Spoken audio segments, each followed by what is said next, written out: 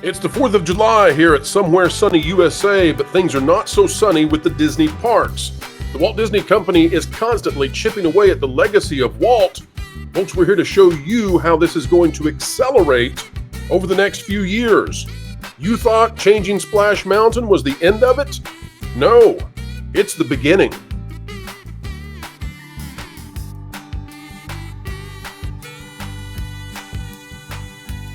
Hello folks, welcome back to the Pro Channel, where we are here to explain entertainment, keep you ahead of the culture curve. We do it with a smile on our face because we know ultimately truth always wins, despite the fact that some out there think that they can contain it.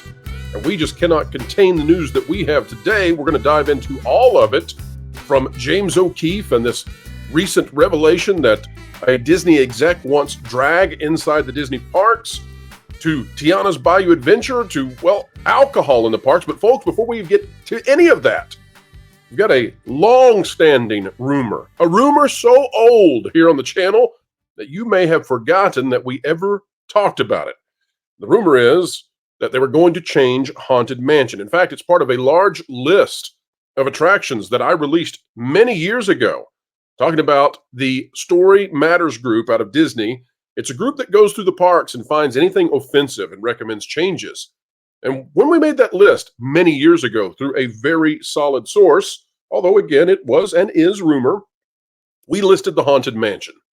And there were many people out there who said, what in the world is offensive in the Haunted Mansion? Well, folks, we're here to tell you that it doesn't stop with Splash Mountain. It doesn't stop ever, because these people in their quest to find offensive things that need to be changed, which often are not offensive in the least, their quest ends and their job ends when they stop finding things. And they will never stop finding things so long as Story Matters Group continues. This is out of WDWNT, Walt Disney World News Today, but it's about Disneyland. It's by Shannon Ace. The Haunted Mansion at Disneyland may reopen next year with updates both inside and out. Well, no, it will, and it's not a may. The attraction is currently closed for construction and expanded reimagined queue, and will reopen as Haunted Mansion Holiday this fall. But the standard attraction experience returns when it returns in 2025. The hanging corpse in the stretching room may be covered. Now, it's not talking about the hanging corpse being covered as in they're going to put like a sackcloth on it, or they're going to cover it with a duffel bag or something. No. They're going to hide the entire attic that's in that scene. It's a powerful part of the attraction. It sets up the entire ride for what you're going to experience, right? You are joining the dead. And the host of the Haunted Mansion, he got out of the attic scene in a way that resulted in his death.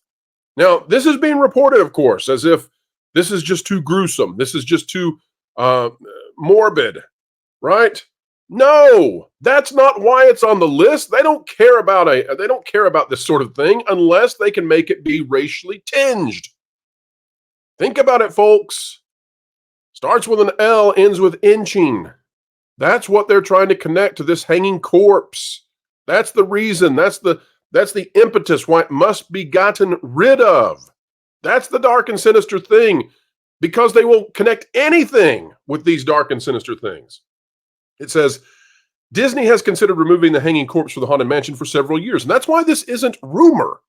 It's listed as rumor here in this article. It's not rumor. They're considering it. They've been considering it. It says, due to the sensitivity surrounding self-deletion. I'm here to tell you, it's not about self-deletion. In 2023, almost all, we can't say that word. It's another word we can't say that starts with N here on YouTube, folks. You'll have to read it for yourselves. Almost all of those looped rope systems were removed from Phantom Manor, the Disneyland Paris version of Haunted Mansion. A few years ago, the Haunted Mansion at Disneyland was refurbished during its 16-month-long closure due to COVID-19. Imagineering Michelle Hobbs managed the refurbishment and said removing the hanging corpse had been discussed and was definitely something that we're thinking about. Again, this is not a rumor. They're just preparing you for when they do it. And all of this, it goes right back to the pirate situation. Nobody really likes that scene. I mean, some people do, but the scene where they've changed it when pirates can't be bad anymore. And so They had to insert a strong female pirate character into the role. And, the problem here is that if there aren't any villains, and if there is no pain, and if there's no suffering, if there is nothing negative, then it takes all the tension out of everything. You think they'll stop at this with the Haunted Mansion? No! They'll keep going. They're blaming now. Oh, I can't tell you this, folks. This is a future video. I can't tell you this. I will, though. I'll preview it. They are blaming evangelical Christians for the failure of Tiana's Bayou Adventure. They're already getting that ready to go. And why? Well, folks, because they had to strip out negative depictions of things from the movie, lest they make evangelical Christians angry. Now, they don't care one iota about evangelical Christians. How do we know this? We'll take a look at this. It's an article out of That Park Place. Again, folks, continuing to chip away. This is all chipping away at the legacy of Walt. These people have a completely opposed view to the way that Walt saw the world. Disney executive admits he wants children to see content of a particular variety. This is by John Trent, and this was first exposed by James O'Keefe. Amit Garnani, a creative marketing director at the Walt Disney Company, shared his desire to push alphabet content on children. Now, what does that mean? Well, it means propaganda. During an undercover sting conducted by James O'Keefe and his O'Keefe Media Group, also known as OMG, one of O'Keefe's journalists said, I despise those kind of people that want to accuse Disney of that children, but I also want children to see that kind of content. Don't you agree? Of course, setting up Garnani to say the quiet part out loud. Garnani responded, yeah, of course, that's the unspoken thing. Later in the video, Garnani revealed a current project he was working on. So big current projects that will take up the rest of the four or 5 months will be Pride. We have Pride campaign across Disney and television. He also discussed how Disney has their Pride nights in the parks. I'm not sure that they brought on the program yet, but they just started doing these Pride nights. Last year was the first one. Before this, every Pride night was a third party in partnership with Disney. They would bring it in and Disney would help, but now Disney is doing it themselves. It is a big step. O'Keefe's reporting confirms that the Walt Disney Company has not abandoned its goal to advance an alphabet agenda, as the company's CEO, Bob Iger, claimed in April. And you can see this quote, what he said down here. Our job is to first entertain and foremost. And by telling great stories, we continue to have a positive impact on the world and inspire future generations, just as we've done for over 100 years. Disney has always been and will continue to be a source of hope, joy, and optimism for people of all ages. Now, folks, I'm not here to tell you what adults should or should not do with their lives. That is up for you to decide. You're an adult if you're watching this and you're 18 or older. You decide what you want to do with your life. You decide who you want to be romantically involved with. You decide what values, what morals you want to bring upon yourself.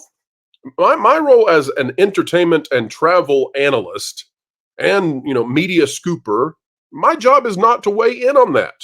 However, when it impacts the economic forecast for a company because you are inserting this to such a level that it's going to impact whether or not families want to visit your parks, then I'm drawn into this, into a place that I really don't want to be drawn into, but I have to be. And the websites out there that don't want to discuss it, well, they're just opening up the runway for truth-telling. The truth is, this goes against what Walt would have wanted in his parks by leaps and bounds. It is 1,000% against what Walt believed in. Walt did not believe in putting out divisive content in a place where you were inundated and where you spent vast sums of money for relaxation and to escape the real world. That is not what Walt wanted, for you to go into that and be surrounded in a way that you have to explain to your child while on vacation what this stuff is. And the idea that Pride is simply an affirmation of a particular bedroom issue, I think is completely debunked if you go look at the videos of stuff coming out of San Francisco. Any other town as well, any other big city, these events. That's not what it is. It is an affirmation, it is a celebration of particular actions that would probably be deemed by most families as inappropriate. Now, Disney can try to control that, but good luck with that. What kind of corporation wants to be in charge of trying to manage that? If Disney wants to be involved in it, they should make it be an after-party thing, after-hours event, through a third party, distance themselves as much as possible in case something happens that is grotesquely outside the scope of what Disney wants. And I would recommend, personally, that Disney just stay out of it. unless you're afraid of being wrongly assaulted by those groups in the media, I just don't see what the benefit is. I don't see any benefit. Of course, they're ideological, so they see it as almost a quasi-religious push. It's a moral imperative that they put this stuff in the parks. I now want to take you to a video. This is a YouTube short out of Mickey Views. This is Brayden behind this. And Brayden has done such an awesome job with this. We're not going to play the whole thing. It's 1 minute long. I am going to link to it, though, folks, and I want you to go subscribe to Mickey Views. I want you to go follow Brayden. He is doing a great and terrific job in a space where it's hard to do so, because so many of the pixie dusters, the cupcakers, the access media types, they will do and say anything that makes Disney look good, because that gets them the access they need to stay relevant. Without Disney giving them access, they have no relevancy whatsoever. Of course, that's not the way that I operate, because I intend to do real journalism on the parks and get real sources to tell us stuff ahead of time anyway. Brayden, I think, is threading the needle here fantastically. And what he's pointing out is that as opposed to what Walt wanted for the parks, Disney has now turned into almost an extortion corporation when it comes to what happens to you once you pass the turnstiles. Now, we've already identified, folks, two ways that they've chipped away at the legacy of Walt. The first way, of course, is that they're going back and quote-unquote reimagining the attractions, finding fault, finding problems, finding sins within those attractions so that they can malign them and malign the men and women who made them, and then they can fix them, and that justifies their jobs. The second way that we've pointed out that they are chipping away at the legacy of Walt, of course, is by inserting divisive values that are not universal by any means into the parks and wishing to do so even more as they go into the future. I'm not making any statement, folks, about whether or not your morals as you watch this video are right or wrong. That's not my job, again. But from an economic standpoint, they're presenting trying to envelop families as they come in the door with values that they may have abhor. And that's not according to what Walt wanted at all. This next part, though, is the money situation. Let me just show you this briefly, folks. Enjoy this. Here we go. Hi, Lisa. Well, welcome. I'm going to show you how this cool little machine works. First, you take your park ticket, then you place it in the Fast Pass kiosk. Then, once you do, you get another little ticket with a time frame on it. And best of all, Lisa, guess what? It's absolutely, positively free. Sole purpose is to give you more and more, and then surprise and delight you with things that you never dreamed were possible.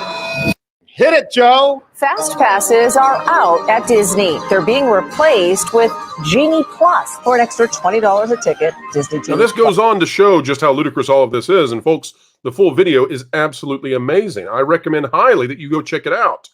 Brayden has done an awesome job of exposing just how many ways Disney is imposing upon your wallet. In that case, of course, what they're doing is they're taking something that was once a free perk, and by the way, all the attractions were set up to handle that perk, and then they monetized it heavily, and in such a way that it actually damaged the experience unless you're willing to pay. And then what did they do? Well, they left a couple of days on the calendar as being the base level entry price, a couple of days so they can say, oh, well, this is what it costs to come to Disney. But in reality, the real price to go to Disney is far, far in excess of that. And then you've got to pay these other fees in order to get to enjoy the park as it was intended. That's monetizing this thing to the point that they are claiming short-term success while they decimate their long-term effectiveness at staying ahead of Universal Studios. Walt was never in favor of offensively ripping away the Washingtons and the Benjamins out of your person once you cross the turnstiles. Walt was dramatically opposed to the idea that one little rich girl and one little poor girl would have tremendously different experiences within his park. He wanted children of all ages to have a good time. The final way that they've been chipping away at Walt's legacy of the list we're going to make today is out of KTLA. It's by Iman Palm, and it says Disneyland unveils new alcoholic beverages at popular restaurants. Now, this is the last of the list, folks, we're going to go over today, but I just want to show you. Walt wanted his park to be pristine, clean. He wanted it to be a dry place for the most part, not because he was opposed to alcohol, although some of you out there may be, but Walt was opposed to the idea that he would have drunkenness inside his parks. He wanted to make sure and ensure that children were not exposed to anything that was lewd. That goes back about 2 points, right? At all. He wanted this to be an utterly safe place. He wanted it to be an innocent place. And that made it distinct, and it set it apart. And what have they done? Well, they've ripped that apart. Now at Riverbell Terrace, Carnation Cafe, Cafe Orleans, Olga's Cantina, and places beyond, you can get alcohol in the parks. And what that's resulted in, is, of course, is that you do now in Disneyland on occasion see people who are sloshing about. And if you've ever been to Epcot, well, you've seen plenty of that in the past. Now, I'm no prude, and I'm not here to tell you, again, how to live your life and what you should do when it comes to imbibing. That is not the job of this channel whatsoever. But the focus here, I think, is that Walt tried to set this place apart. He wanted it to be a place of dreams, a place of fantasy, a place free of vice, except in the tension-building parts of the park. There's attractions like Haunted Mansion, to go back to that, where you have the hanging corpse, which is supposed to be fearful.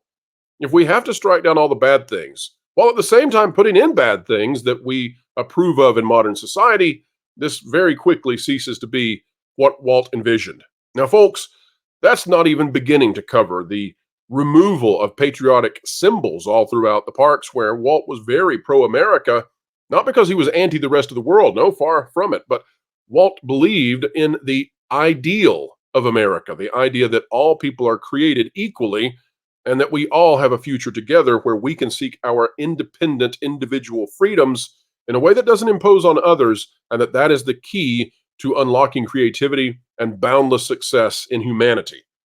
That is also on the way out, and we'll have reports on that coming out soon. It seems appropriate to mention that we're hearing this on Independence Day. The Disney parks may not be the place you thought they were in the future. It won't just be the Muppets leaving Liberty Square. There may be some other stuff as well. We'll talk about it down the road. Folks, we hope you have a wonderful 4th of July, and we hope that we have opened eyes when it comes to what's going on at the Disney parks. It's not unfixable. It's easily fixed. And we'll talk about that soon again. We're going to revive the Fixing Disney series. We look forward to bringing it to you.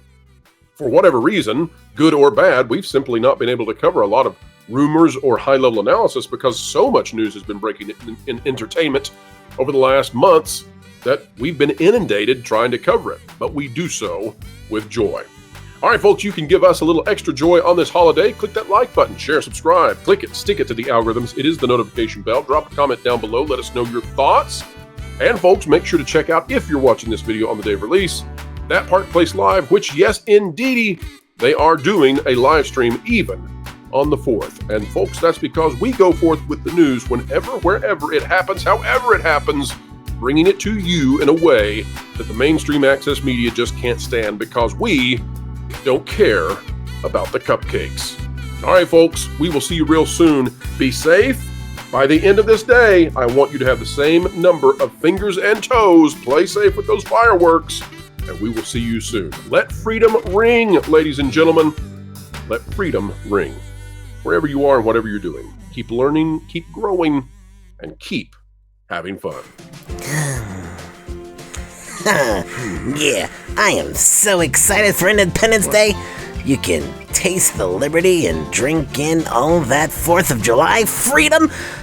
Why? You're not an American, and you don't live in America. Not to mention, you're a troll, and they're from Norway. Wait, you're saying that trolls can't have the spirit of America? How do you explain Leslie Headland? That'd also be like saying the Acolyte isn't Star Wars. Well, I guess it's not bad to not be American and wish for that kind of freedom. But please, don't compare this situation to the Acolyte and it being Star Wars. Nothing's that bad. Well, gosh darn it. You've given me something new to aim for.